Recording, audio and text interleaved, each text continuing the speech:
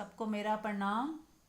आज का सत्संग शुरू करते हैं। ये लाइव सत्संग है और बीच बीच में मैं आप सबको मौका दूंगी कुछ पूछने का, तब आप पूछ सकते हैं और बाद में हम लोग ध्यान करेंगे। और हो सके तो आराम से बैठ के आंख बंद करके सुने, ताकि सत्संग को अच्छे से पी पाएँ, जी पाएँ और ध्यान भी हो जाए। साथ साथ सुनते सुनते ध्यान भी घट जाए। और मेरी कोशिश यही रहती है कि प्रैक्टिकल की तरफ मैं आपको लेके चलूँ सबको। अगर हम खाली थ्योरी थ्योरी ही सुनते रहेंगे, प्रैक्टिकल नहीं करेंगे, सच में ही रियलाइज़ नहीं करेंगे, जब तक सेल्फ रियलाइजेशन नहीं होगा तब तक बात बनेगी नहीं। तो हमें अपनी सेल्फ ग्रोथ के लिए सेल्फ रियलाइज्ड होना बहुत ज़रूरी है। और उसके लिए हमें साथ साथ प्रयोग करें। जब जब मैं जो भी बोलती जा रही हूँ, अपने अंदर झांक कर देखते जाए कि मेरे अंदर कहाँ कहीं कोई कमी है, या मैं सच में इसी तरह चल रही हूँ, मेरी लाइफ में भी क्या ऐसा ही हो रहा है। कहाँ अपना जब सेल्फ स्टडी करेंगे ना, तो वहाँ से ही हमें ठीक समझ आएगी कि करना क्या है, कैसे जीना है। क्योंकि उधार का ज्ञान जो है काम नहीं आता है। उधार के ज्ञान से सिर्फ थोड़ी समझ पैदा होती है, थोड़ा हमें प्रेरणा मिलती है और हेल्प मिलती है कि कैसे हम खुद कहाँ चूक रहे हैं, उसकी हेल्प मिलती है कि हमें समझ आता है हम चूक कहाँ रहे हैं, कहाँ कमी रह गई, कहाँ देखा नहीं, कहाँ कुछ गलती कर रहे हैं। थोड़ा सा हमें हमारे को समझ मिलती है और उस समझ से हम यदि चलते हैं, उस समझ को लेकर अपने जीवन में सुधार करते हैं, बदलाव करते हैं, खुद को मांझते हैं, निखारते हैं, तो ही हम आगे बढ़ पाते हैं, हमारी ग्रोथ होती है। खुद को बदलना धर्म है और दूसरे को बदलना राजनीति है। ऐसा आप लोगों ने सुना होगा कि हमें खुद को ही बदलना है, खुद पे काम करना है। हमारे खुद में ही खुदा बसा है। तो जब जैसे जैसे खुद पे रोशनी पड़ती जाएगी, हमारा सेल्फ जो है उभर कर सामने आता जाएगा। अभी वो ढका हुआ है, बादलों में ढक गया। जैसे सूरज के ऊपर बादल आ जाते हैं ना, तो ढक जाता है, ऐसा लगता है कि ढक गया, पर ढका नहीं होता। ऐसे ही हमारी आत्मा के ऊपर बहुत सारे बादल आ जाते हैं। वो सारी धूल मिट्टी, कहीं इच्छाओं की, कहीं मोह माया की, कहीं रिलेशनशिप की, कहीं फियर की, कहीं इनसिक्योरिटी की छाया आ जाती है, धूल मिट्टी पड़ जाती है। तो हमें अपना सेल्फ का पता नहीं चलता, अपने होने का पता नहीं चलता। तो चलिए शुरू करते हैं आज की अपनी यात्रा खुद की तरफ। तो एक बार आंख बंद कर लें सभी लोग, हाथ जोड़ लें और परमात्मा को हाजिर नाज़र जानते हुए, उनकी उपस्थिति को महसूस करते हुए, सभी गुरुओं का आशीर्वाद बरस रहा है ऐसा देखते हुए कि जो गुरु तत्व है वो हमेशा हमें सिखाने के लिए तत्पर रहता है। वो गुरु तत्व को प्रणाम। जो किसी के रूप में आके सिखा जाता है वो गुरु तत्व ही है। गुरु को भी तत्व, जब आप तत्व देखेंगे कि कोई ऐसी सत्ता है जो सिखाती है हमें, वो गुरु तत्व को प्रणाम। वो कभी किसी के शरीर का यूज़ करते हुए, कभी किसी के रूप में, कभी किसी के रूप में सिखा रही है। कभी कोई चैलेंज भेज देती है ताकि हम सीख लें।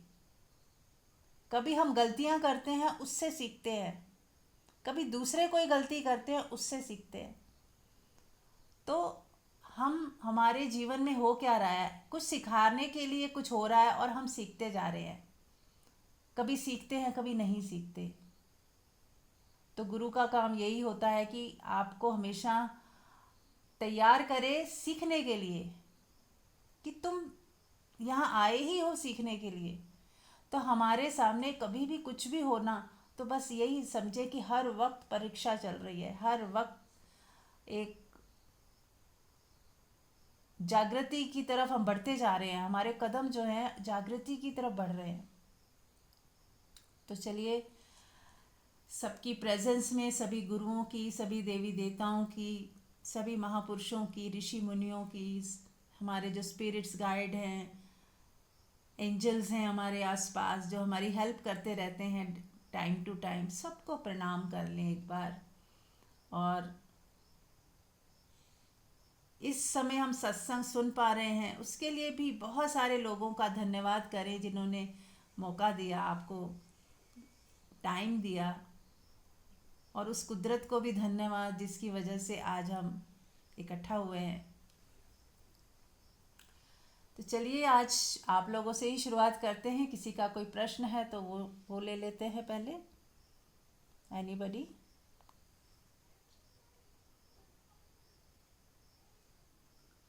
Supriya, if you want to ask something. जी प्रणाम सबको। जी मैं ये कह सकती हूँ कि जैसे कभी कभी हमें लगता है कि हमारा ध्यान में ज्यादा रुचि आती है, पर कभी सामने अगर कोई अच्छी पूजा चल रही हो, आप उसमें बैठते हो तो आपको वो भी अच्छा लगता है।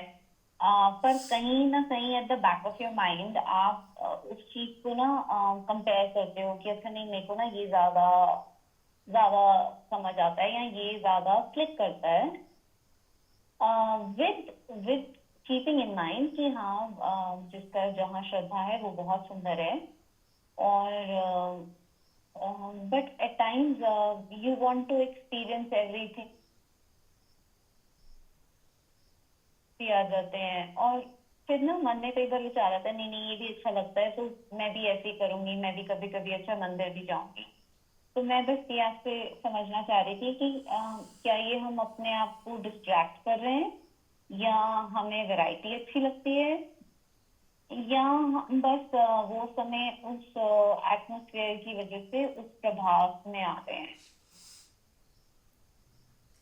ओके, बहुत सुंदर प्रश्न है और कईयों के लिए आंसर हो जाएगा। ये बहुत ही अच्छा आपने क्वेश्चन कर लिया और ये सबके साथ होता है। तो देखो, जो मैंने आज तक समझा है मैं उसी के अकॉर्डिंग आपको आंसर दे सकती हूँ। और कल भी मैंने बात की थी विरोधाभास की, कि दोनों एक साथ होते हैं। जैसे हमारे हमारे मैंने बताया कि दुख के साथ सुख है, सफलता के साथ असफलता है। ऐसे ही अब जो आपने प्रश्न पूछा, यहाँ भी दो विरोधाभासों को मैं एक साथ मिलाने की कोशिश करूँगी कि बहुत वैरायटी है, बहुत साधन हैं, और हमें जाना, अब यहाँ बहुत वैरायटी में एकता क्या है कि जाना मुझे मेरे अंदर है, मुझे मेरी ग्रोथ करनी है, मुझे सेल्फ स्टडी में आना है। अब जो वैरायटी है उनको आप साधन बना लो कि चलो मैं कभी मंदिर जाती हूँ और वहाँ यदि मेरे को घर से ज़्यादा अच्छा लग रहा है, मैं ध्यान अच्छे से कर पा रही हूँ, वहाँ बैठ जाती हूँ थोड़ी देर और वहाँ की जो एनर्जी है मुझे ज़्यादा अच्छा लग रही है, ज़्यादा भाती है, तो मुझे कोई किसी को पकड़ना नहीं है। ये चीज़ क्लियर करें कि मुझे किसी चीज़ को नहीं पकड़ना, किसी देवी देवताओं को भी पकड़ना नहीं है, किसी मेथड को भी पकड़ना नहीं, किसी नियम को भी पकड़ना नहीं। जब तक अच्छा लग रहा है मैं जा रही हूँ, जब जिस दिन नहीं लगेगा छोड़ देंगे। फिर किसी और चीज़ को मन प्रभावित हो जाता है कि चलो ये करके देखते हैं। पर सारी चीज़ों में एकता क्या है कि हम स्पिरिचुअल जर्नी की तरफ आगे बढ़ रहे हैं। कभी हमने किसी का सत्संग सुन लिया, कभी हमने किसी और का भी सुन लिया, कभी हम कहीं और भी चले गए, किसी और के लिए किसी ने बताया कि वहाँ बहुत अच्छा ध्यान साधना होती है तो वहाँ भी चले गए एक्सप्लोर करने, देखते हैं। लेट क्योंकि हमें हमारी अभी खोज जारी है। हम कुछ हमारे अंदर एक उत्सुकता होती है कि चलो चल के देखते हैं, चलो सुन के देखते हैं, ये नया क्या है, इसमें नया क्या है, इसमें नया क्या है। तो ये शिष्य की अच्छी ग्रोथ करने के लिए ज़रूरी भी है कि वो हर तरफ से अपने दरवाजे खुले रखे, अपने सारे डोर खुले रखे, किसी भी नियम में ना बंधे कि ये गलत हो रहा है, ये सही नहीं है। जैसे आपने देखा होगा, स्टूडेंट, अच्छे स्टूडेंट क्या होते हैं कि वो सिर्फ अपने ही कोर्स की किताबों को नहीं पढ़ते, वो और भी किताबें पढ़ते हैं, लाइब्रेरी से इशू करा लेंगे, कोई और भी उसी के जो वो पढ़ रहा है उसके लिए और रिलेटेड कोई और बुक्स भी उसको होंगी वो भी पढ़ लेगा, उससे भी कुछ नोट्स बना लेगा। तो उसको हम कहेंगे ना बहुत अच्छा कर रहा है। कि एक ही चीज़ को सीखने के लिए वो 10 किताबें पढ़ रहा है और फिर किसी नतीजे पे पहुंच रहा है। तो ऐसा करना सच में सुंदर है। अगर हम मंदिर जा रहे हैं तो मंदिर जाके सीखा सिखाया जो ज्ञान है उसको छोड़ कर जाएं, खाली मन से जाएं। देखें वहाँ पे आपको क्या महसूस हो रहा है, कुछ अच्छा लगा या फिर अच्छा नहीं लगा। आप गए और आपको लगा कि इससे अच्छा तो मैं घर पे ज़्यादा अच्छे से ध्यान कर पाती हूँ, यहाँ कितनी भीड़ है, अलग तरीके से लोग कुछ कुछ कर रहे हैं, मेरा ध्यान डिस्ट्रैक्ट हो रहा है लोगों के कपड़ों पे, कौन आया, किसने क्या किया, और मेरे को जाने में भी आधा घंटा लगा, आने में भी आधा घंटा लगा। अब यही मैं अगर घर में करती तो शायद मैं 2 घंटे ध्यान में बैठ जाती, है ना। तो किसी के लिए जाना उसको इतना अच्छा नहीं भी फील हो सकता, और किसी के लिए जाना बहुत अच्छा भी फील हो सकता है कि अरे घर में मैं ऐसा नहीं कर पा रही थी पर यहाँ आके मेरा मन टिक गया, मैं ध्यान में बैठ पा रही हूँ। तो ये आपको तय करना है कि आपके लिए क्या उचित है। और मुझे जाना मेरे ही भीतर, मेरे ही अंदर है, पर यदि मेरा मन ऐसा हो रहा है कि मैं इसको भी ट्राई कर लूँ, उसको भी ट्राई कर लूँ, तो उसमें कोई हर्जा नहीं है। ट्राई करते करते ही वो कई चीज़ें छूट जाएंगी, आपको क्लैरिटी आ जाएगी कि ये मेरे लिए नहीं है, यहाँ मुझे नहीं जाना है, यहाँ भी मुझे नहीं जाना है। तो जाके ही तो पता चलेगा कि मेरे लिए बेस्ट क्या है।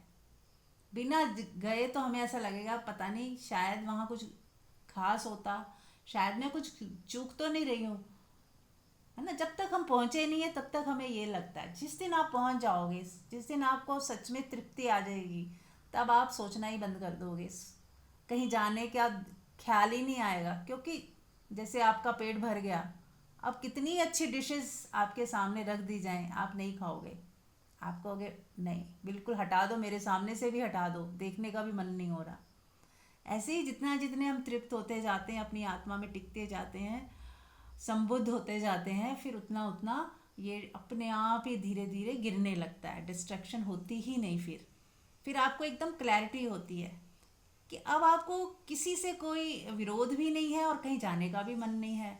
और कभी सहजता से जाना हो गया तो आप चले भी जाते हो। और जैसे आपने कहा कि हाँ, जिसकी जो श्रद्धा है वो कर रहा है, तो इसमें मुझे क्या विरोध हो सकता है, मुझे क्या शिकायत हो सकती है। जिसका जो भाव हो वो करे, और मेरा जो भाव है मैं वो कर रही हूँ। और हर जगह ही तो परमात्मा है, तो क्या मंदिर में नहीं है? और यदि हर जगह है तो क्या मेरे घर में नहीं है? और जब कण कण में है तो क्या मेरे भीतर नहीं है? तो धीरे धीरे हमारी सोच विकसित होती जाती है, हमारा विवेक जागृत होता जाता है, और हमारी सही समझ ही हमें गाइड करती है।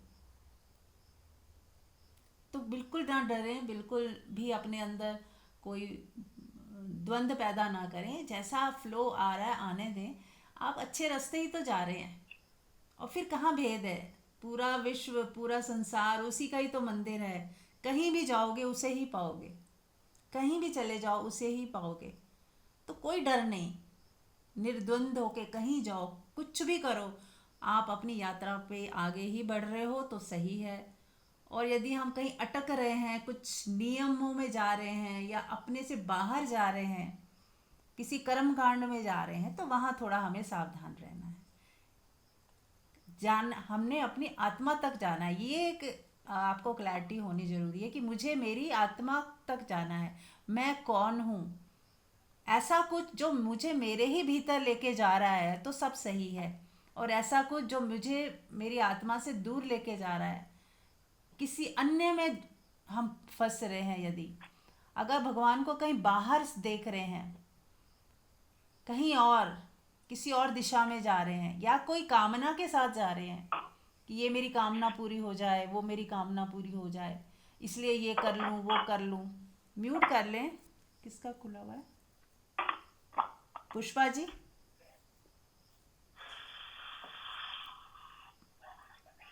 पुष्पा जी, पुष्पा जी सुन रहे हैं? म्यूट कर लें।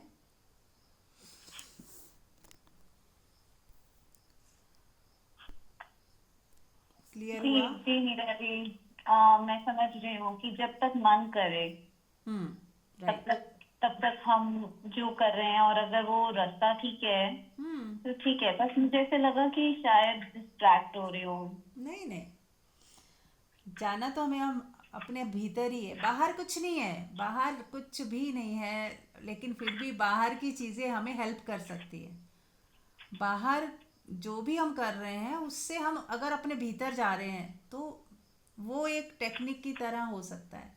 बाहर की पाठ पूजा एक टेक्निक की तरह हुई और हम अपने भीतर गए, हम अपने भीतर गहरे चले गए, हमारी आंख बंद हो गई और हम अपनी आत्मा में जाने लगे। बाहर कोई भी पाठ चल रहा हो, पूजा चल रही हो, आप ध्यान में बैठ जाएं, बस आंख बंद करें और अपने भीतर महसूस करें उसी परमात्मा को जिसकी बात चल रही है, जिसकी चर्चा चल रही है। आप उसे अपने भीतर महसूस करें तो बात बन जाएगी। हो रहा। चलिए तो आगे बढ़ते हैं।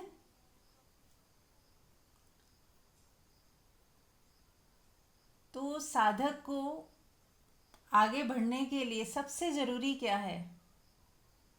बहुत बार बात हुई है इस विषय पे कि हमारी सबसे ज़रूरी चीज़ क्या है। यदि हम चाहते हैं कि हम सेल्फ रियलाइज्ड हो जाएं, हम परमात्मा तक पहुंच जाएं, हमारे हमारी यात्रा इस जन्म में पूरी हो जाए, हम इसी ये हमारा अंतिम जन्म हो जाए किसी तरह से। होता है ना, हम चाहते हैं कि हमारा ये अंतिम जन्म हो जाए, हम बार बार इस धरती पे ना आए, वही दुख वही सुख वही स्ट्रगल वही रिश्ते नाते वही सब करने हम फिर आ जाते हैं।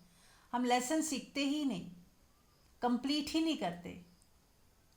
तो अधूरे लेसन और अधूरी इच्छाएं, तृष्णाएं, वो हमें बार बार लेके आ जाती हैं इस धरती पर। तो हमें कोशिश करनी है कि हम इन तृष्णाओं से, इन वासनाओं से मुक्त होकर और कुछ भी अधूरा ना छोड़ें, सब कंप्लीट कर दें, हैप्पी एंडिंग करते हुए सारी फाइलें क्लोज करते जाएं धीरे धीरे। कहीं कुछ अधूरा है तो उसको पूरा कर दें, कहीं किसी के लिए शिकायत है तो उसको न्यूट्रल कर दें, माफ़ी मांग लें। कोई नाराज़ है तो उसे मना लें, उसको उससे माफ़ी मांग लें पहले। और जब सब नॉर्मल हो जाए तो धीरे धीरे फिर बस डिस्टेंस कर लें चाहे, पर एक बार हैप्पी एंडिंग हो जाए, न्यूट्रल हो जाए सब, बीच में ही कुछ तोड़ के ना आ जाए। कच्चा फल तोड़ेंगे तो बात नहीं बनेगी, फल पकने दें।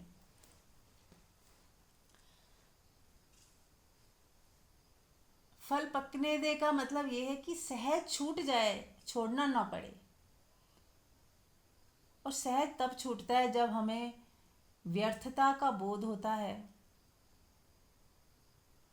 या मैंने बताया तृप्ति का बोध हो जाता है, तब भी छूट जाती है। कई चीज़ें तो तृप्त होके छोड़ देते हैं कि बहुत कर लिया, बहुत भोग लिया, बस अब और नहीं, भर गया पेट, तृप्त हो गए, छूट गई अब। लेकिन तभी मन कहता कुछ और, ये छूट गया अब कुछ और। तो वहाँ हमें सावधानी रखनी है कि बाहर तृप्ति है नहीं, वो लगातार कुछ तृप्त करती जाएंगे और कुछ नई इच्छाएं वासनाएं पैदा होती जाएंगी। तो वहीं हमें ठहर जाना है बस। जहाँ एक हम ठहर गए उसी कहते हैं, उस ठहराव में ही आत्मा का दर्शन होता है। वो ठहराव ही हमें अपनी आत्मा को, हम उस ठहराव में हम अपनी आत्मा को जान पाते हैं कि मैं कौन हूँ। ठहर जाओ, रुक जाओ, यानी कि ठहरना मतलब मन का ठहरना, जहाँ वो भाग दौड़ एकदम समाप्त हो गई और हम ठहर गए, अपने भीतर ठहर गए। शुरुआत में थोड़ी देर के लिए ठहरे, शुरुआत में ऐसा ही होगा ना, पूरा दिन तो हम भाग दौड़ कर रहे हैं फिजिकली और मेंटली। बहुत बार फिजिकली कम करते हैं, मेंटली भाग दौड़ ज़्यादा करते हैं। हम इधर उधर उधर उधर भाग रहे होते हैं, दौड़ रहे होते हैं, दिमाग कहाँ का कहाँ जा रहा होता है।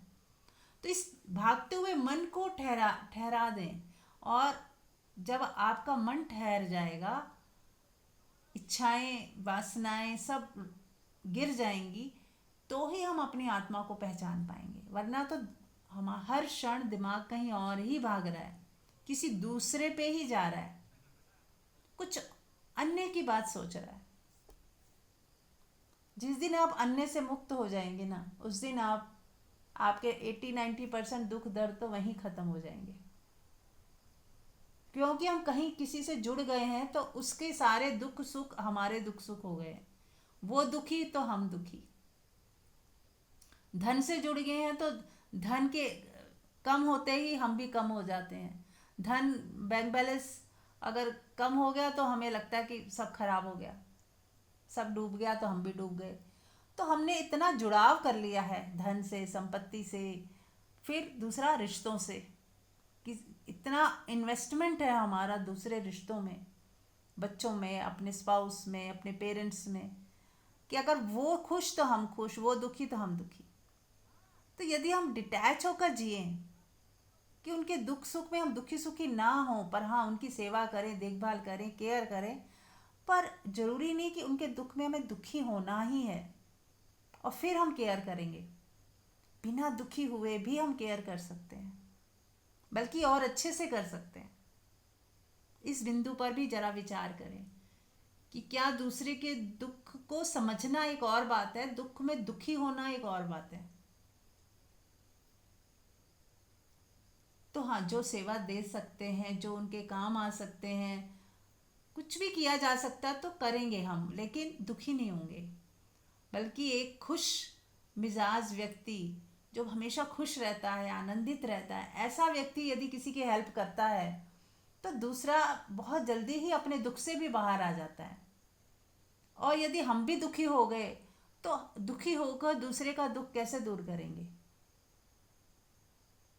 तो किसी भी हालात में दुखी होना सही नहीं है, ना दूसरे के लिए ना खुद के लिए। हमें लगता है हम दुखी होंगे तो शायद हमारी ईगो सेटिस्फाइड होती है कि देखो हम तेरे दुख में मैं कितना दुखी हूँ, तुम्हें दुख कम हुआ, मुझे तुम्हारे से भी ज़्यादा दुख हुआ, देखो। ईगो दिखाना चाहती है, दूसरे को दिखाना चाहती है, देखो मैं तुम्हें कितना प्यार करती हूँ, कि मैं कितना दुखी हो गई तुम्हारे दुख से। दूसरों की नज़रों में उठने के लिए भी कई बार हम दुखी हो जाते हैं।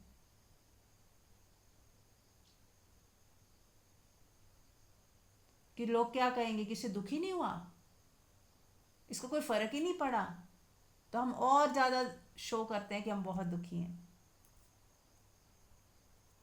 तो इस ट्रेंड से बाहर आना है हमें हर हालत में, क्योंकि ये एक बहुत बड़ा चक्रव्यूह है कि दूसरों की नज़रों में उठने के लिए, दूसरों की नज़रों में सम्मान पाने के लिए, दूसरा क्या बोलेगा उस दृष्टि से हम अपने को दुखी सुखी करते हैं, शो करते हैं। है नहीं, पर शो करते हैं ऊपर ऊपर से। पर हम ये नहीं जानते जितना हम ऊपर से शो करते रहेंगे हमारे अंदर भी वही असर आने लगेगा। चाहे हम झूठ झूठ मूठ का भी नाटक भी कर रहे होते हैं, उसका असर भी हमारे अंदर आता है। तो ऑथेंटिक रहें, जो है जैसा है सच्चाई में जिए, नाटक में ना जिए, दिखावे में ना जिए। और ये समझें कि यदि मैं शांत हूँ, चलिए ठीक है, दुख किसी के दुख में खुश ना हो, पर शांत तो रह ही सकते हैं ना। शांत रहें, ठहरे रहें, प्रेमपूर्ण रहें, साक्षी भाव में जिए। जब हम साक्षी भाव में किसी को देखते हैं तो हम बिना प्रभावित हुए, बिना उसके दुख को अपने अंदर लाए, हम उसकी हेल्प कर सकते हैं, अपने को बचाकर हेल्प कर सकते हैं। इसीलिए लोग हेल्प करने से बचते हैं, उन्हें लगता है कि उनके दुख में हम भी दुखी हो जाएंगे।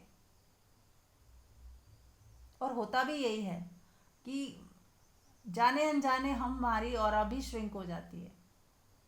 तो हमें अपनी ऑरा को बचा के चलना है कि मेरी ऑरा तो सेम रहे, मैं जो प्रफुल्लित हूँ, आनंदित हूँ, तो मैं उस आनंद में ही रहूँ, और किसी की हेल्प कर सकती हूँ तो कर दूँ।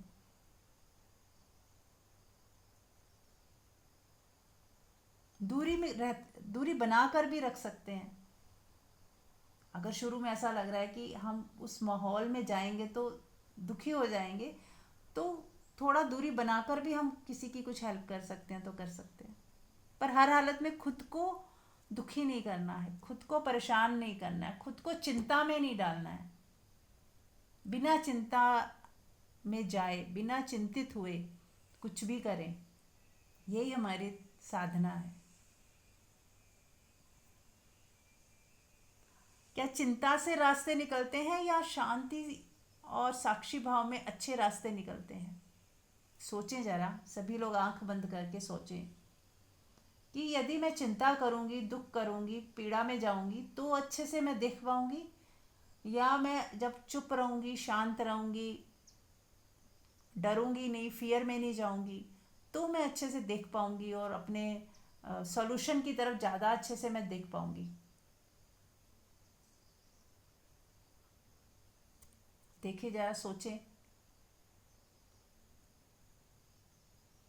तो यदि हमें समझ आ जाएगा ना तो ही हम ये काम करेंगे, नहीं तो मेरे कहने से नहीं होगा कुछ भी। आपको भी ये दिखना चाहिए कि हाँ, चिंता करने से कुछ नहीं होता। चिंता चिता समान है, बार बार एक ही डर को बार बार सोचते जाओ, उससे कुछ नहीं होगा। यदि सच में ही हमें अपनी ज़िंदगी को सुंदर बनाना है, अपनी लाइफ को निखारना है, स्वर्ग जैसी ज़िंदगी जीनी है, तो बिना चिंता किए जिए, बिना डर के जिए। ऐसा हो ना जाए, वैसा हो ना जाए, फ्यूचर ड्रॉप करके जिए, पास्ट को भूल के जिए, बस इसी पल में जीना, बस इस पल में रहना। और इस बात की क्लैरिटी रखें कि हम अपनी ज़िंदगी को संवारने आए हैं, कुछ सीखने आए हैं। दूसरों का भला कर रहे हैं तो इसमें भी हम अपनी ग्रोथ कर रहे हैं, इसलिए कर रहे हैं, ना कि कुछ दिखाने के लिए, ईगो बनाने के लिए। हम किसी की मदद करते हैं तो ये एक इंसानियत होती है, हमारे अंदर कुछ खिलता है, हमारे अंदर कुछ सेटिस्फेक्शन आती है कि हम किसी के काम आ सके। तो उस भाव से यदि हम किसी की हेल्प करते हैं, हेल्प मतलब सेवा करते हैं, सेवा भाव से अगर हेल्प की तो वो हेल्प नहीं होती, वो फिर पूजा हो जाती है। आप अनुग्रहित होते हो कि किसी ने आपकी सेवा स्वीकार की, वो मना भी कर सकता था। उसने आपको एक मौका दिया कि आप ग्रो कर पाएं, आपके हृदय में प्रेम प्रेम विकसित हो सके, इसलिए उसने एक मौका दिया।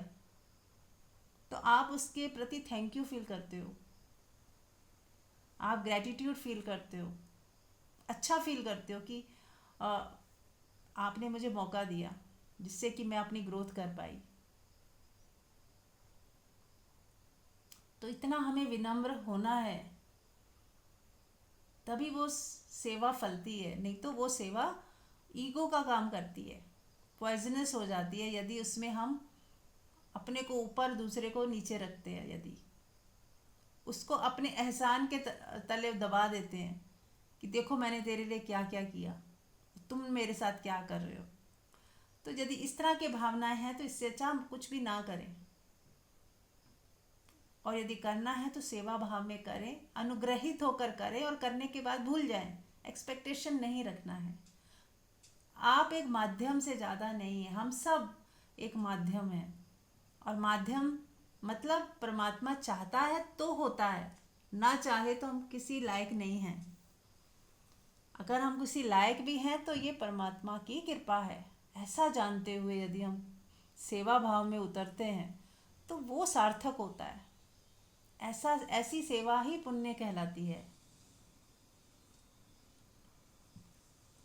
यस, किसी को कुछ पूछना है? Any question?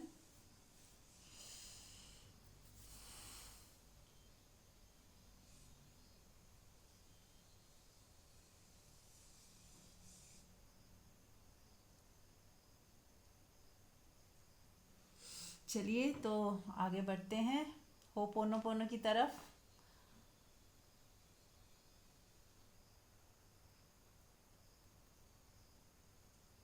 एक बार फिर से क्षमा मांगने के लिए, अपनी गलतियों की क्षमा मांगना साधक को चाहिए कि वो हर समय तैयार रहे अपनी गलती को पहचानने में और क्षमा मांगने में। दे 1 सेकंड की देरी ना हो। जैसे ही हमें समझ आती है कि मेरी गलती है तो स्वीकार कर लें और माफ़ी मांग लें तुरंत। इसी में ही उसकी उसकी ग्रोथ है। हमें क्षमा इसलिए नहीं मांगनी कि दूसरा दूसरा बहुत अच्छा सही है और हम बहुत गलत हैं। नहीं, इसमें हमारी ग्रोथ है। हम सीख रहे हैं लेट गो करना, माफ़ करना, क्योंकि हम समझ रहे हैं, हम अपने विवेक से समझ रहे हैं कि भूलें सभी से होती हैं, मुझसे भी होती हैं। ना मैं परफेक्ट हूँ ना दूसरा कोई परफेक्ट है।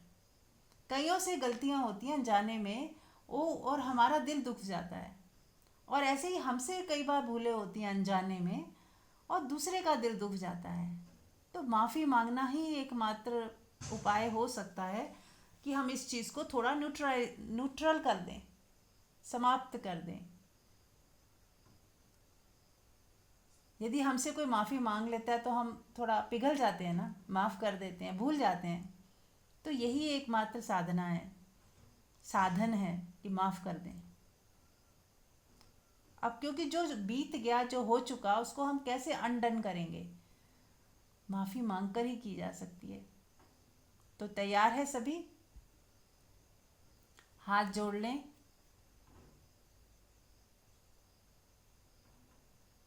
और सभी देवी देवताओं को, सभी गुरुजनों को, परमात्मा को, सभी डिवाइन पावर्स को,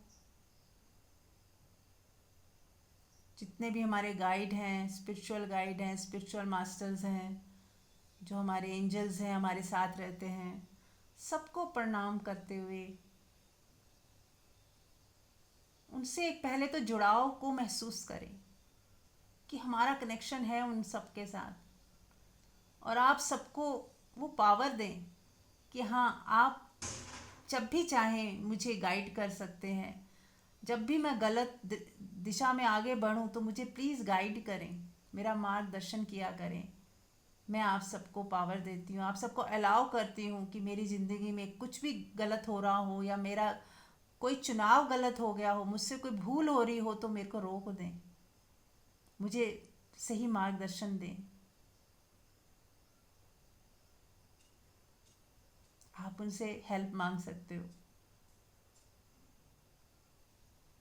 और चाहें तो अपने बच्चों के लिए मांग सकते हो कि यदि मेरे बच्चों में भी कोई कमी दिखे या उनको गाइडेंस की ज़रूरत हो तो मैं आप सबसे रिक्वेस्ट करती हूँ कि मेरे बच्चों को भी गाइडेंस मिले, सही राह पे वो चलें, अच्छे इंसान बनकर आगे बढ़ें। बस यही मेरी मंगल कामना है उन सब के लिए। और आप सबसे मैं प्रार्थना करती हूँ कि मेरी और मेरी फैमिली के लिए आप सब मार्गदर्शक बनते हुए हमें प्रोटेक्ट करें और अपने ऑरा में रखें। हमें प्रोटेक्शन की ज़रूरत है। आप सभी की ब्लेसिंग्स हम सबको चाहिए। Thank you, thank you, thank you.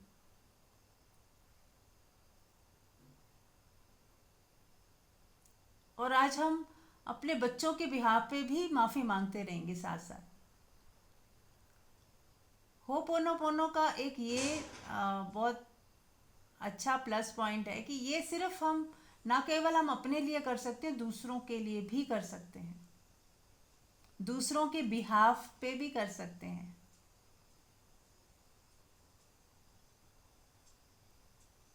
हम चाहते हैं ना हमारे बच्चे ठीक हो जाएं, ये कुछ गलत ना करें, या तो उनको भी उनके साथ जुड़कर, उनकी ऑरा के साथ जुड़कर आप उनके बिहाफ वो सोचे कि मैं उसके बिहाफ पे माफ़ी मांग रही हूँ।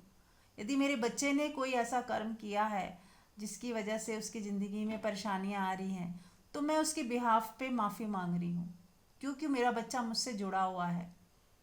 तो आप जैसे कि आप वही हो, आप और आपका बच्चा एक है, ऐसा महसूस करके आप उसके बिहाफ पे माफ़ी मांग सकते हो कि I am sorry, please forgive me. जैसे कि आपका बच्चा बोल रहा है, आप नहीं, आपके अंदर से वो बोल रहा है।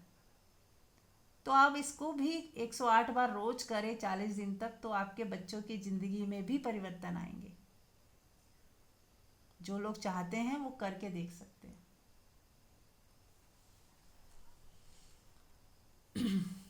और दूसरा, और भी एक चीज़ जो मुझे समझ आई है कि अगर कोई आपका बच्चा ऐसा है या परिवार का कोई सदस्य ऐसा है जो जिसकी वजह से आपको दुख हो रहा है, पीड़ा हो रही है, तो इसका मतलब कहीं ना कहीं मैंने ही उसे अट्रैक्ट किया है या मेरा कोई लेसन है उसमें जो मुझे समझ नहीं आ रहा।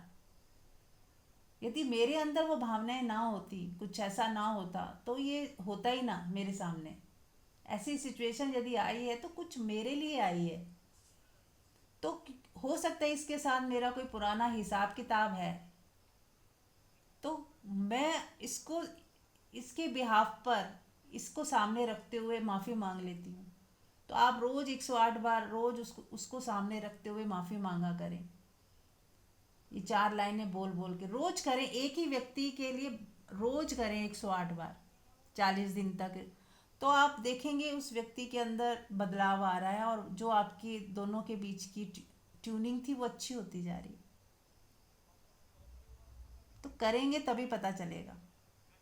तो जिस एक व्यक्ति के लिए आप अपने संबंध सुधारना चाहते हो, आप उसको सामने रखकर ये होपोनोपोनो अपने अपनी ऊर्जा को बोलते जाना है, ताकि हमारे जो कार्य, अगर मैंने कभी इसका बुरा किया है इसलिए ये मेरे लिए सबक की तरह आया है, तो मुझे माफ़ी मांगनी चाहिए, है ना। चलिए, तो आप समझ गए होंगे, तो आप लोग बाद में कर सकते हैं। हाँ, मुझे पूछना था, फैमिली को लेके भी कर सकते हैं कि हाँ दो बिल्कुल। फैमिली में कुछ हो रहा है, हाँ कर सकते वो हैं। दो एक दूसरे को एक्सेप्ट नहीं करते, तो फैमिलीज को देखना है। फैमिली को देखना है या परमात्मा को हाजिर नाजिर रखते हुए अपने कि मुझे कोई लेसन सीखना है, कहीं कुछ मैंने गलत किया था तो ये सिचुएशन आई है, मेरी ही वजह से ये कुछ अट्रैक्ट हुआ है, तो मुझे मेरी एनर्जी से माफ़ी मांगनी है उनको सामने रखते हुए। तो वहाँ पे हीलिंग हो जाएगी फिर। हम्म। और बाद में और पूछूंगी मैं, मुझे अभी इतना समझ में नहीं आ रहा है आप बोल रहे हो क्या। खाली फैमिलीज को इमेजिन करके मेरी एनर्जी वहां पर दो दो फैमिलीज के साथ कुछ हुआ, ऐसा इमेजिन करना है क्या? नहीं, इमेजिन नहीं करना है, आपको समझा रही हूँ ये क्यों होता है। यदि मैंने कुछ गड़बड़ करी है कभी भी किसी भी जन्म में और कुछ सीखा नहीं है ना, तो ही तो इस हाँ। जन्म में मुझे कुछ सामने ऐसी स्थिति आ गई है जो मेरे को दुख दे रही है ना। तो हम्म। मेरे को कुछ सीखना है, कुछ मेरा कार्मिक है इस सिचुएशन से। तो बस उसको पूरी सिचुएशन को एक साथ देखते हुए बस माफ़ी मांगना शुरू करें, वो अपने आप माफ़ी पहुंच जाएगी जिसको पहुंचनी है ना। आपकी इंटेंशन है कि मैं ये सिचुएशन की वजह से ये माफ़ी मांग रही हूँ कि कहीं ना कहीं मैं जिम्मेदार हूँ और मैं अपनी भूल को स्वीकार करती हूँ। Thank you. Hmm. Krishna ma'am, तो प्रोग्रेस के लिए भी बोल सकते हैं, प्रोग्रेस के लिए मतलब? बच्चों के लिए या किसी के लिए भी, मतलब जैसे माफी मांग ली हमने अपने बच्चों से लेके जो भी फैमिली में है, हम्म। मगर मेरे को नहीं पता कि मैंने कुछ गलत किया है उनके साथ, हम्म। तो क्या हम प्रोग्रेस के लिए भी मांग सकते हैं कि बच्चों के लिए, या उनका बिहेवियर, उनका हाँ, आप अटैचमेंट? बिल्कुल बिल्कुल, आप देखो जो भी हमारे फैमिली मेम्बर्स हैं ना, उनके साथ हमारा कार्मिक है ही है, नहीं तो वो हमारे साथ होते ही नहीं। ये समझ लें कि हमारा कुछ कार्मिक है, कुछ देना है या लेना है, कुछ देने के लिए और या कुछ लेने के लिए, है ना। तो हमें जी जी। सारे फैमिली मेम्बर्स, और जिनके साथ कार्मिक ख़त्म हो जाता है ना वो दूर हो जाते हैं, फिर हमारा उनसे व्यवहार भी ख़त्म हो जाता है, ऐसा लगता है कि अब कुछ है बचा ही नहीं, रिश्ता ही ख़त्म हो गया जैसे। तो उसका मतलब हमारा उनके साथ कार्मिक ही ख़त्म हो गया, कुछ कर्म उतना ही था, कर्म कट गया और ख़त्म हो गया। बच्चे भी हम्म। कई बार दूर तो चले जाते जैसे हैं। फैमिली हम्म। के मेंबर हो गए, तो जैसे और भी होते हैं, जैसे हमारे रिश्तेदार होते हैं, हम्म। बहनें वगैरह, हम्म। भाई, हम्म। वो उनके लिए भी कर सकते हैं? बिल्कुल। देखो आप, जो जो रिश्तेदार होते हैं ना उनमें से आप देखोगे कि कुछ लोगों के साथ आपका रिश्ता ऐसा होगा कि है या नहीं अच्छा। है, मतलब अच्छा भी बुरा भी नहीं, और बस मिलना जुलना भी बहुत कम होता है, कभी कभार मिल लिया, हाय हेलो हो गया। तो उनके साथ हमारा कोई कार्मिक अकाउंट है नहीं। और कुछ ऐसे होते हैं जिनके हम्म साथ बहुत झगड़ा भी हो जाता है, तो मैं भी हो जाती है, वो दुख दे रहा है, बिना कारण इल्ज़ाम लग रहे हैं एक दूसरे पे। वो हमारा बहुत हम्म तगड़ा कार्मिक होता है। कभी हमने उनके साथ ऐसा कुछ गलत किया होता है तो वो इस जन्म में हमें कुछ, हमारे साथ कुछ गलत होने लग जाता है। हम्म। तो वहाँ ज़रूर माफ़ी मांग के उसे न्यूट्रल करें। ओके, माफी मांग लेंगे और अ, ब्लेस करो। समानता का भाव रहे। समानता का भाव लाओ, उन्होंने आई लव यू बोलना है, थैंक यू बोलना है, और समानता का भाव लाके उनके लिए हेट्रेड ना रखें। अब आपने अकाउंट क्लोज तभी होगा जब आपका हेट्रेड खत्म हो जाएगा उस व्यक्ति से, कि यार इसने जो भी अच्छा किया। कृष्णा मैम, जैसे हम्म। नहीं कृष्णा मैम, जैसे हम किसी के लिए गलत नहीं सोचते हैं, अच्छा ही सोचते हैं, अब सॉफ्ट कॉर्नर भी होता है, बट जो दूसरा इंसान होता है उसके मन में ये सब भावनाएं नहीं होती हैं, तो उसके लिए भी माफी मांगनी चाहिए। हाँ, उसी के लिए तो कह रही हूँ। अब इस जन्म में तो हम अच्छा ही कर रहे हैं, अच्छा ही सोच रहे हैं, पर वो हमारे लिए नेगेटिव है। हम्म इसका मतलब हमने बहुत तगड़ा कोई कार्मिक ऐसा किया है उसके साथ जो उसके अंदर से निकल नहीं रहा है। हम्म पीछे से ही वो कुछ ऐसा लेके आया है हमारे लिए, जो हमें देखते हम्म ही उसके एक्टिवेट हो जाता है। वो खुद भी सोच रहा होगा कि ये क्यों हम्म। होता है, ये तो मेरे साथ इतना बुरा नहीं चलती है, पर मेरा क्यों इतना इसके साथ खराब है। तो वो कई जन्मों का हम लेके आए होते हैं कई बार। तो यदि तो हम मतलब जो हम, हम्म, जैसे हम आपसे मैं बात कर रही हूँ या और भी ग्रुप में है या मैं और भी ग्रुप में हूँ, तो क्या हम लोग का कुछ होता है, कनेक्शन होता है क्या, तभी हम मिलते हैं? देखो ऐसा हो भी सकता है, नहीं भी हो सकता, है ना। किसी से मिलके हम्म बहुत अच्छा यदि लग रहा है और उनको छोड़ने का भी मन नहीं कर रहा है, ऐसा लग रहा है कि पता नहीं कितना जैसे जुड़ाव है पहले से ही, है ना। किसी की आवाज़ सुन के ही हो जाता है, किसी से एक बार मिल के ही हो जाता है। तो यदि ऐसा लगता है कि आपको अरे बहुत गहरा संबंध सा लग रहा है, ऐसा लग रहा है कि बहुत प्रेम है, कोई रिलेशन नहीं है, देखा भी नहीं है, लेकिन ऐसे ही प्रेम उमड़ रहा है, तो इसका मतलब हो सकता है कहीं किसी जन्म में पहले भी मिले हों, पहले भी कोई प्रेम रहा हो, और इस जन्म में एकदम से मिलते ही या सुनते ही या देखते ही लगा कि अरे बस यही इसी की तलाश थी। जैसे जैसे एक बहुत कोई अपना मिल गया, है ना, बहुत अच्छा लगता है जब। तो अच्छा, आपने फ्रेंड सर्कल में भी देखा होगा, कुछ फ्रेंड्स होते हैं जो आते हैं लाइफ में और फिर हम्म छूट जाते हैं। हम मिलना बंद कर हम्म देते हैं, छोड़ देते हैं। ऐसे ही बस आए, टेम्परेरी आए, साल के लिए 2 साल के लिए छूट जाते हैं। और कुछ फ्रेंड ऐसे होते हैं जो 20-20 25-25 30-30 साल से फ्रेंड हैं ही हैं, छूटते ही नहीं ना। हम सोचते छोड़ने का, कभी ना कभी फ़ोन हो जाएगा, कभी ना कभी मिलना हो जाएगा, कभी। और दिल में भी उनके प्रति बहुत प्रेम रहता है। उनके दुख सुख अगर हो तो हमें एकदम ऐसा लगता है कि कोई हमारा अपना दुखी है या परेशान है।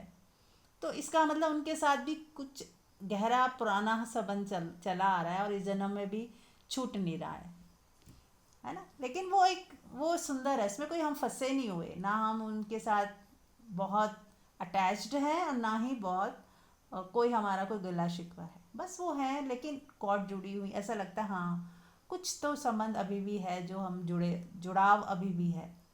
तो वो ठीक है, न्यूट्रल रहती है तो ठीक है, मैत्रीपूर्ण है, कल्याण मित्र की तरह हैं, सब एक दूसरे का अच्छा सोच रहे हैं, लेकिन अटैचमेंट भी नहीं है, कोई भाग रहे हैं हर समय उन्हीं के बारे में ही सोच रहे हैं। तो ऐसा पता लगता है, ऐसा इंट्यूटिवली आता है कि हाँ होगा कोई इन लोगों के साथ गहरा पुराना संबंध।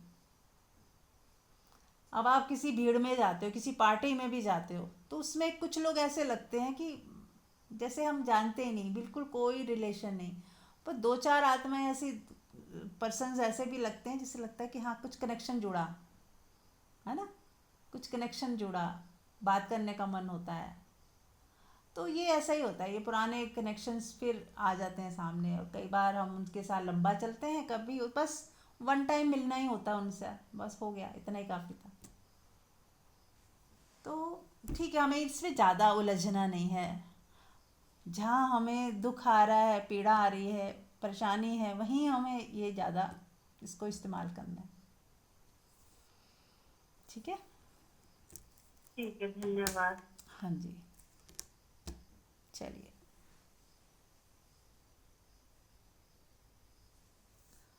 तो शुरू करते हैं। थोड़ा अब लेट तो हो गए, लेकिन कोई बात नहीं, शॉर्ट में आज करते हैं। मैंने आपको अच्छे से समझा दिया, बाद में आप उसको अच्छे से अपने हिसाब से करिए।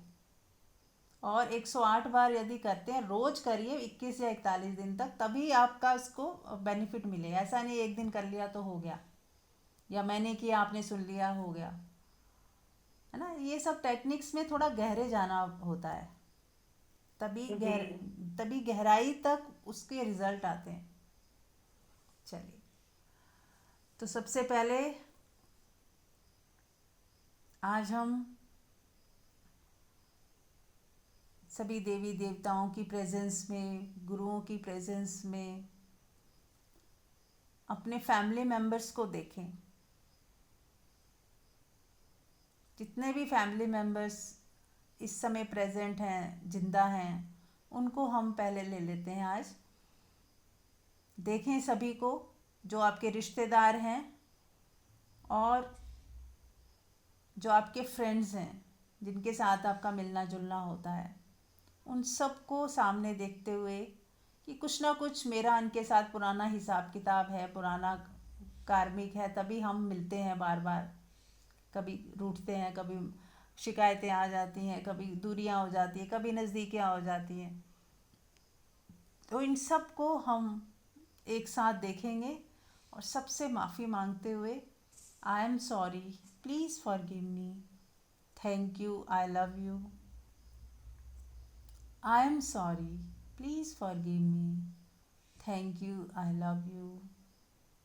यदि मैंने कभी भी किसी भी जन्म में आपका या किसी का भी दिल दुखाया है, तो मैं माफ़ करती हूँ। और आप में से भी किसी ने मेरा दिल दुखाया है, तो मैं आपको माफ़ करती हूँ और अपने कर्मों के लिए माफ़ी मांग लेती हूँ। यदि मुझसे गलती हुई है तो मैं माफ़ी मांगती हूँ, और आप लोगों की गलती की वजह से यदि मैं दुखी हुई हूँ तो भी मैं क्षमा मांगती हूँ। तो ऐसे दोनों तरफ से कर लें, माफ़ी मांग भी लें, माफ़ी दे भी दें। तो पहले तो बल्कि दें, माफ़ी जब देंगे तो माफ़ी मांगने के लायक बनेंगे। करें, देखें, 2 मिनट देती हूँ। सब लोग देखिए, जिस व्यक्ति के साथ मन मुटाव है, बस उसको ज़्यादा फोकस करें। जिनके साथ आपका न्यूट्रल है, उन्हें हटा दें।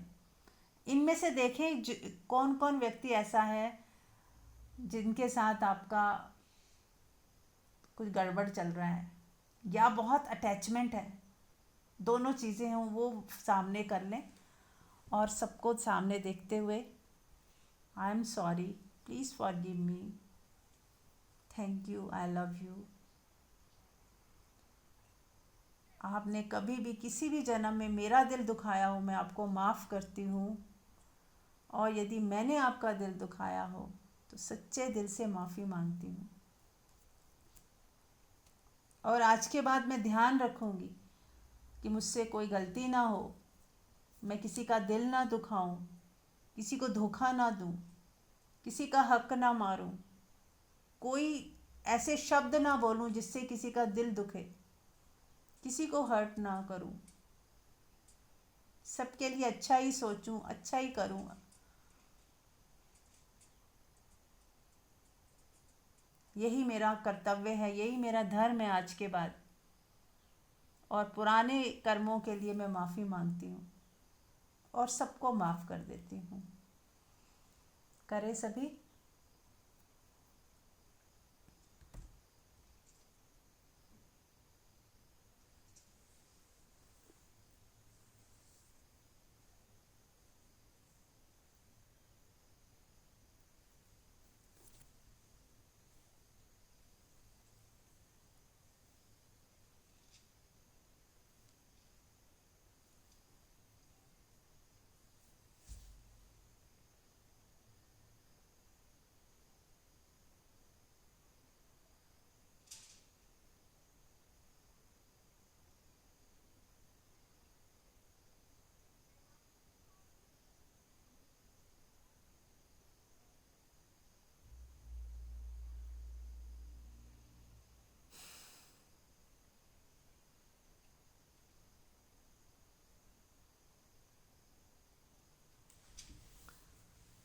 अब आप उन लोगों को बहुत प्यार भेजें, अपना आशीर्वाद दें, गले लगाएं मन ही मन, थैंक यू बोलें, माफ़ करने के लिए थैंक यू, मेरी ज़िंदगी में आने के लिए थैंक यू। आपकी वजह से मैंने कितने लेसन सीखे, मैं परमात्मा की तरफ आगे बढ़ती गई, बहुत कुछ सीखने को मिला। Thank you thank you thank you. आपने कितना सहयोग दिया, उसके लिए थैंक यू।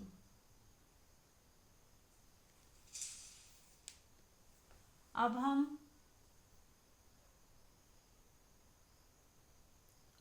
सभी ग्रह नक्षत्रों को, 5 एलिमेंट्स को महसूस करें। जितने भी हमारे ग्रह नक्षत्र होते हैं, कोई कह देता है आपका ये खराब है, वो खराब है, राहु केतु सूरज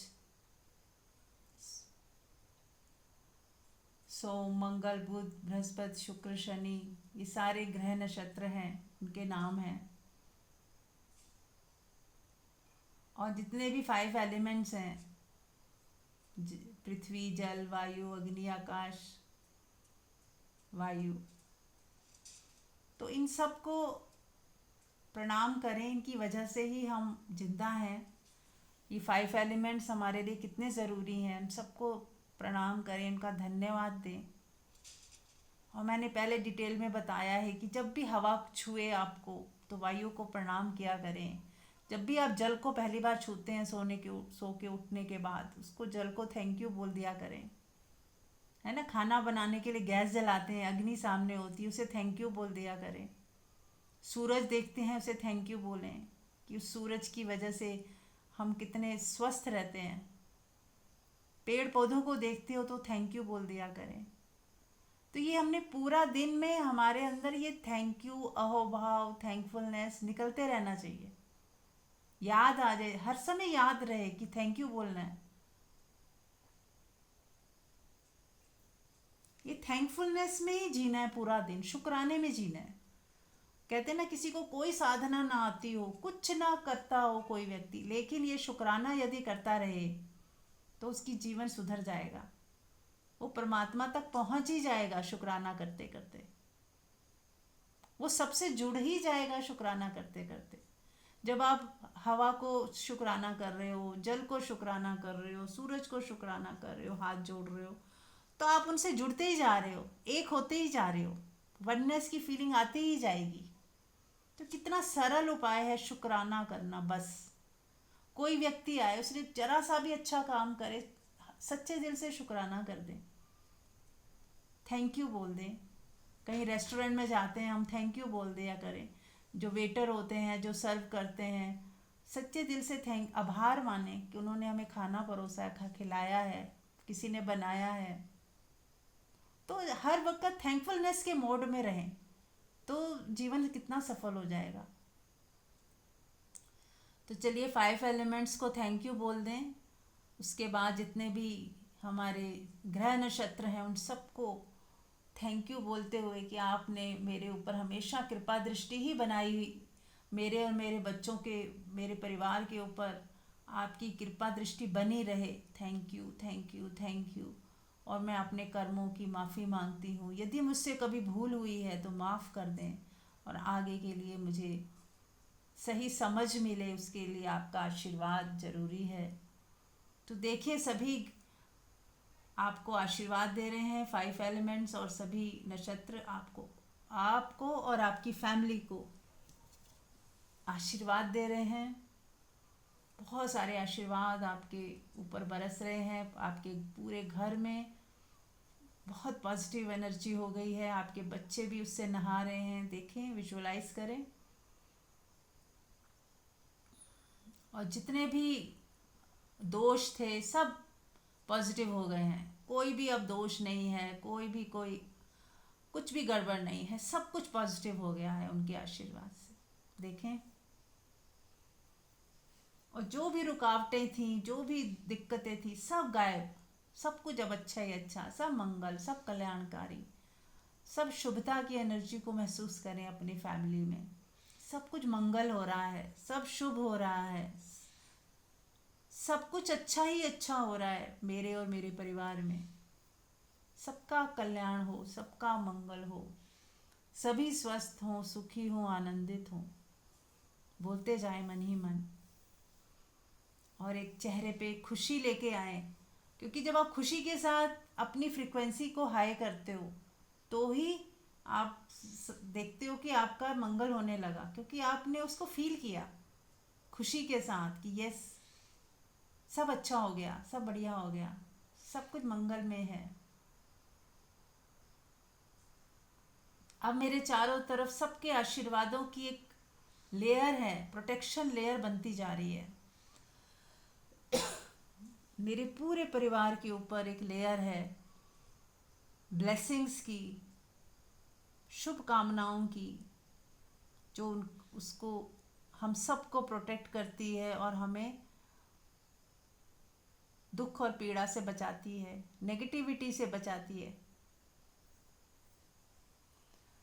ऑरा इतनी स्ट्रांग कर लो अपनी और अपने परिवार की कि कोई नेगेटिविटी उसके अंदर घुस ही नहीं पाए। इतना प्रेम, इतना भरोसा परमात्मा का। और आप ऐसे भी प्रोटेक्ट कर सकते हो कि एक वायलेट कलर की लाइट, वायलेट कलर की लाइट हमेशा वो होती है, हमेशा नेगेटिव को पॉजिटिव बनाने वाली होती है। वो कभी किसी का अहित नहीं करती। वायलेट कलर की फ्लेम आप महसूस करें कि आपके पूरे घर में वो पूरे घर को प्रोटेक्ट कर रही है, बच्चों को प्रोटेक्ट कर रही है। उस फ्लेम को याद करें, देखें कि आपका पूरा घर उस फ्लेम के साथ प्रोटेक्शन में है। आप चाहें तो अपनी गाड़ी को, अपने घर कहीं जा रहे हो तो आपको डर रहता है पीछे से, तो आप अब इस फ्लेम के साथ कवर कर दिया करें अपने घर को। कोई बच्चा कहीं बाहर गया है तो उस फ्लेम के साथ भेज दें कि हाँ, मेरा बच्चा प्रोटेक्शन में है। ऐसे आप शील्ड बना बना कर प्रोटेक्ट कर सकते हो। या आपको किसी देवता देवी देवता पे ज़्यादा ट्रस्ट है कि हनुमान जी की एनर्जी है मेरे बच्चे के साथ, या शिव जी की एनर्जी है, मैं उनकी ऑरा को उस पे डालते हुए प्रोटेक्ट कर देती हूँ। इस तरह से भी हम शील्ड बना सकते हैं अपनी विजुअलाइजेशन से। जो हम सोच रहे हैं वो हो रहा है। अगर हम सोचते हैं कि परमात्मा की एनर्जी मेरे बच्चों के साथ है, तो है, वो प्रोटेक्ट कर रही है तो कर रही है। फिर परमात्मा का नाम लेके उनको प्रोटेक्ट कर दीजिए, ओम की चादर उड़ा दीजिए। या किसी देवी देवता पे ज़्यादा ट्रस्ट है तो उनकी छत्र छाया में मेरे बच्चे पूरी तरह सुरक्षित हैं। तो इस तरह से हम उनकी ऑरा को प्रोटेक्ट कर सकते हैं। और यदि हम इस तरह से भावना रखते हैं कि सब अच्छा ही होने वाला है, सब अच्छा ही होगा, अपने फ्यूचर को देखें, सब अच्छा ही अच्छा हो रहा है, परिवार में सुख समृद्धि बढ़ रही है, सब शांति और मंगल भावनाओं से और प्रेम से भरे हुए हैं, सब अच्छा ही अच्छा हो रहा है, सब तरफ से शुभता की एनर्जी आ रही है मेरे पास, मेरे परिवार में फैल रही है। हर समय इस तरह की सोच रखें, फ्रीक्वेंसी कितनी हाई हो जाएगी। पर उसके लिए हमें अपनी ऑरा स्ट्रांग रखनी है, और उसके लिए हमें शिकायतों से दूर रहना है, लड़ाई झगड़ों से दूर रहना है, निंदा चुगली से दूर रहना है, किसी के अवगुणों को नहीं देखना, न्यूट्रल रहना है, साक्षी भाव में रहना है, प्रेम से रहना है, माफ़ करते हुए, लेट गो कर, जो जैसा मर्जी है हमें उसके बारे में गलत नहीं सोचना। तो ही हम ये सब कर पाएंगे जो मैंने आपको बताया। यदि हमारी एनर्जी ही स्ट्रांग नहीं है, हम कैसे दूसरे पे शील्ड भी डाल देंगे, या हमारे कहने से वो शील्ड डल जाए। ऐसा तभी होगा जब आप इतने स्ट्रांग होगे, जब आप परमात्मा से जुड़े हुए होगे, आपकी फ्रिक्वेंसी हाई होगी, तो आप ये सब कर पाओगे। बस उसके लिए साधना वही है कि आपको शिकायतों में नहीं जाना, नेगेटिविटी में नहीं जाना, पॉजिटिविटी को ही अपना क्षेत्र बना लें। हर हाल में मुझे पॉजिटिव रहना है, थैंकफुल रहना है, शुक्राने में जीना है, हंसते रहना, मुस्कुराते रहना, कोई शिकायत नहीं, ज़ीरो शिकायत में जीना है। तभी ये सब चीज़ें पॉसिबल हो सकती हैं। आपको माफ़ी भी तभी मिलेगी जब हम पॉजिटिव में रहेंगे, क्योंकि अगर हमने लेसन ही नहीं सीखे, हम शिकायतों में जी रहे हैं, लड़ाई झगड़ों में जी रहे हैं, तेरे मेरे में जी रहे हैं। अब ऐसा व्यक्ति यदि माफ़ी मांग भी रहा है, खुद को तो सुधार नहीं रहा पर माफ़ी मांग रहा है, तो वो एक माफ़ी मांगना बहुत आर्टिफिशियल हो गया। हमें खुद को पूरा ही बदलना पड़ेगा। माफ़ी मांगने का मतलब कि अब मेरे से ये दोबारा गलती नहीं होनी चाहिए, तब है माफ़ी मांगना। ये नहीं कि हमने बोल दिया, ये दोहरा दिया और उसके बाद वहीं के वहीं खड़े हैं, वही एक दूसरे से लड़ रहे हैं, एक दूसरे को ब्लेम कर रहे हैं, शिकायतें कर रहे हैं, इसने ये क्यों नहीं किया, वो क्यों नहीं किया, मुझे सही बात सम्मान है। सम्मान क्यों नहीं दिया। तो वो हमें देखना होगा कि हमारी ज़िंदगी कहाँ पे है, हम कैसे तो जी रहे हैं। म्यूट कर लें मीनाक्षी। हम जैसे जी रहे हैं ना, हम वो वैसी स्थिति में ही हम कुछ कर पाएंगे। अगर हम नेगेटिव में जी रहे हैं तो हम कितना ही सोच लें, हम पॉजिटिविटी को अट्रैक्ट नहीं कर पाएंगे। तो हमें खुद के ऊपर काम करना है सबसे पहले। अपने खुद को पॉजिटिव बनाए, सबको माफ़ करना सीखें, प्रेमपूर्ण रहना सीखें, थैंकफुलनेस में रहें, शेयरिंग करना सीखें, दान दें, सर्व करें, है ना, सर्विंग मोड पे रहें कि सेवा भाव में रहें। जो काम कर रहे हैं उसे सेवा भाव से करें। तो धीरे धीरे आपके दैविक गुण जब बढ़ते जाएंगे और आप ऐसी आपकी ऊर्जा इतनी अच्छी हो जाएगी, तब आप ये सब कर पाएंगे जो अभी मैंने बताया। किसी अपने को भी शील्ड पहना पाएंगे और आपके सोचने मात्र से आपके घर की सारी प्रोटेक्शन हो जाएगी। आपके बच्चों का व्यवहार भी बदलना शुरू हो जाएगा, क्योंकि आप चाह रहे हो कि वो बदलें, तो वो बदलेंगे। पर आपकी फ्रिक्वेंसी हाई होनी चाहिए। आपकी इतनी अच्छी फ्रिक्वेंसी हो कि आप दैविक गुणों से भरे हो, देवता समान हो आप, तो ही आप जो चाहोगे वो होने लगेगा। ठीक है, तो इस चीज़ का हमें विशेष ध्यान रखना है। तो चलिए आगे बढ़ते हैं, अपने आप को एक बार लास्ट कर लेते हैं। अपनी बॉडी को प्रेम करें, अपने शरीर को, अपने एक एक बॉडी को प्यार करते हुए सहलाएं और इससे भी माफ़ी मांगें। कई बार हम अपने बॉडी को थका देते हैं, आँखों को थका देते हैं, हाथ पैर दुख रहे होते हैं फिर भी हम काम करते रहते हैं, या भूख नहीं लगी है तो खाना खा लिया। कई बार हम टॉर्चर करते रहते हैं, तो सबके लिए माफ़ी मांगे बहुत सच्चे दिल से। I am sorry, please forgive me, thank you, I love you. I am sorry, please forgive me, thank you, I love you. और हो सके तो आईने में खड़े होकर इस चीज़ को करें जब समय मिलेगा बाद में।